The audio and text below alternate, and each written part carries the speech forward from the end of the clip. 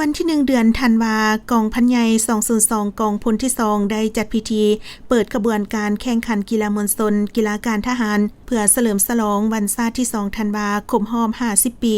วันเกิดประธานไกรสอนพรหมวิหารก็คือคำนำหับตอนวันสร้างตั้งกองทัพประชาชนลาวครบรอบ77ปี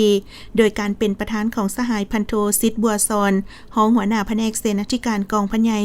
202มีสหายพันโทสมสขิตคำสุมภูหัวหน้าการทหารกองพันใหญ่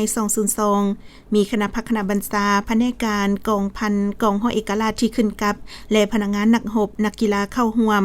สหายพันตรีเวียงแก้วแสงมณีหัวหน้าแขนงอมหมแผนกเสนาธิการและสหายพันตรีสมมาลีการนุกศรีหัวหน้าแขนงโฆษณาแผนกการเมืองกองพันใหญ่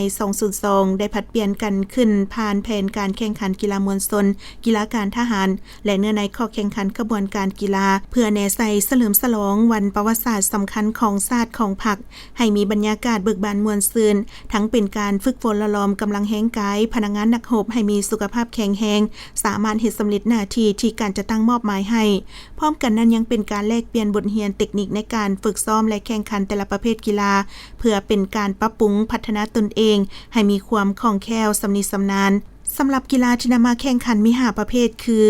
บานเตะบานทรงกระเต้าหวายเปตังและกีฬาการทหารแต่ละประเภทกีฬามีการแบ่งปันมอบหมายมีคณะรับผิดชอบการแข่งขันอย่างละเอียดการแข่งขันกีฬาครั้งนี้บ่เพียงแต่เป็นการสร้างบรรยากาศภายในกลุ่มกองเท่านั้นยังเป็นการคัดเลือกเอากลุ่มกองบุคคลที่มีพรสวรรค์มีคุณสมบัติดีเด่นเพื่อไปร่วมแข่งขันกีฬา